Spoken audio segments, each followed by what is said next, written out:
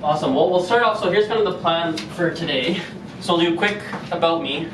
We'll go through like some of the main elements of having a good accent, and then we have some different practice activities we're going to do together. And I'll make sure we get to a lot of this as well. A lot of sound. So we'll see. I think a lot of this, if there's specific things that as we're going that seems like the group wants to focus more on, I'm more than happy to focus more on some things and less on others as things are going. But yeah. So myself, my name is Azren. I'm from Canada. I'm born in Calgary. My family, bit of an interesting story. My roots are from a part of India called Gujarat, but nobody in my family's been born in India for like 100 years. So everyone's born in Uganda for roughly about 100 years. So we still speak Gujarati at home. So I grew up with English and Gujarati.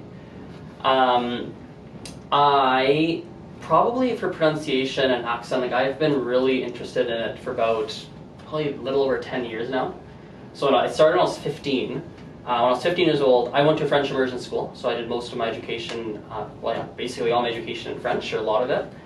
And when I was 15, my mom forced me to go on a French exchange trip. Now, unlike most 15-year-olds or teenagers that want to get away from home, I really wanted to stay at home, and I was like, no, I'm going to miss my mom, miss the family, I can't go. But thankfully, she forced me to go and said, it's a good experience and you have to go. And it was so crazy because when I was there, French has a weird R. It's a very different R than in English. It's like a right in the back of the throat. And I thought it was the most impossible sound in the world. I kept saying like ra ra ra ra ra ra ra like in Gujarati, right? Like my mother tongue. And so when I was in France, I didn't really have a lot of friends and I was kind of socially awkward, and I thought it's because of my bad accent. Like, I have a bad accent, so I must not have very many friends because of it.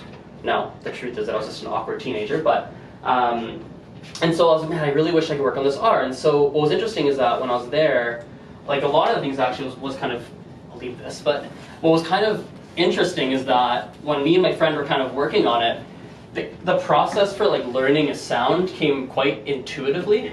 To me, and my friend helped me too, but it came quite intuitively. So if you look at a process of like learning any difficult sound, first, you have to be able to like notice the difference. Can you hear it, or are you aware of it? So for example, was it Geo, right? I'll get everyone's name, but you know, Geo you're very aware of like, oh yeah, year is hard, early's hard, he said un was hard, a bunch, who is it, old guy I think said rarely was hard, right? Like, so it's first just being aware of like, okay, this R is difficult, or this sound is difficult, or this part is difficult, this is it. And can you hear the difference in what you're saying and what it should sound like? So, for example, the R, like I could hear it, I was like, everyone's going, oh, and I'm going, da da da da da da da da, and I was like, but you don't know how to fix it. So, next, when you're trying to fix a sound, you need to understand, like, I guess you say like the mechanics of the mouth. So what I mean by that is you need to understand like what's actually happening in your mouth to create the sound. So my one friend, I forget how he explained it to me, I have no idea what he said, it was such a long time ago, but you know, like nowadays when I talk about French R's, I tell people it's like gargling water.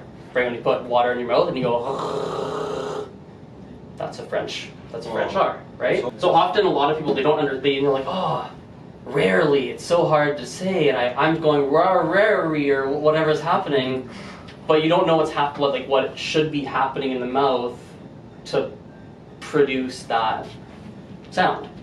So like myself, so you learn mechanics. So I learned, okay, I need to do like this one needs to happen, okay. Well, there's a problem. Let's take an English R. Just because you can say, for example, like, ra ra ra ra ra, saying rarely doesn't necessarily come really easily, right? It's still going to be hard.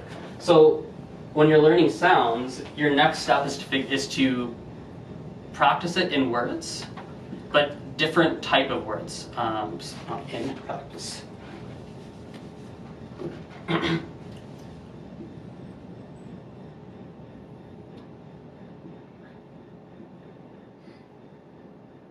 Right. So for example, like when I was doing French R, the first word I did was croix, right? So it's in French it's spelled like this, C-R-O-I-S. The first word, the reason I did it is because back of your throat. If you go cut, cut, cut, cut, cut, cut, cut, every time you do it, everyone go cut, cut, cut, cut, cut. 1, 2, 3. Notice that we're doing a lot of funny talking exercises today. So you'll notice the back of your tongue hits the roof of your mouth. So cuz in the back of your mouth, is in the back of your mouth.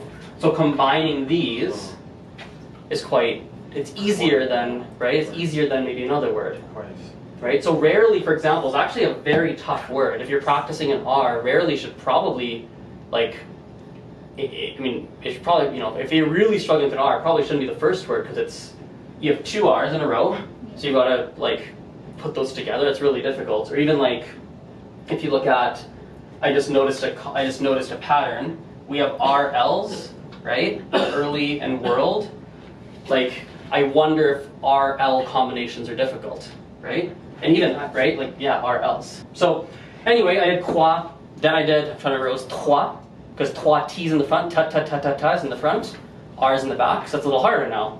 Now your tongue's going to go from here, all the way to the back, right? So, quoi, trois, then it was théâtre, 2-syllable word, so now your mouth is doing way more.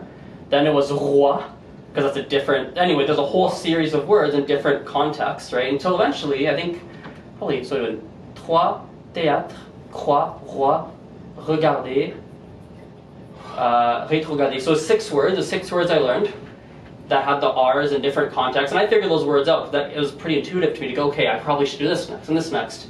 And then once you have them, you can do any other R. And it's really every sound. I've done it a bunch of times with a lot of different sounds. I speak Mandarin, I speak English, French, Spanish, what am I forgetting? Gujarati, and then basic Hindi. So I speak a lot of languages, so it's something I've done a lot of times. And it's kind of the process for learning any sound, right? So you're practicing in different words, and then next thing you know, it comes a lot more naturally. So anyway, for the longest time, I thought, I went on to learn Spanish in high school. I started in high school. I majored in French and Spanish.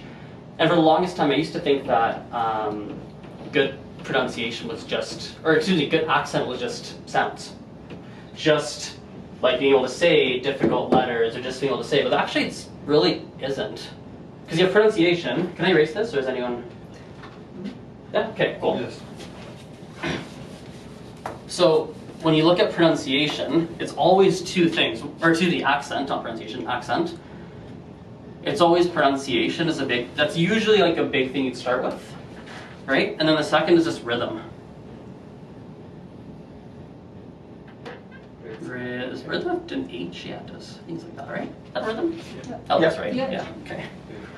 Right, so rhythm is like stress. Do you make the right parts of the word the loudest? Do you speak at a good pace?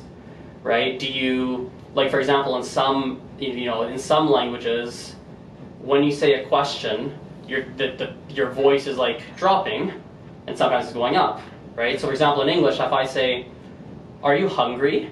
at the end of it, my voice goes up, right? So there's a lot of rhythm-related things that also have to do with pronunciation. So it's really like these 2, or excuse me, accent. I keep saying pronunciation, accent. It's really these 2 things that you have to work on. So what we're going to do, I have over here, we're going to do an exercise together.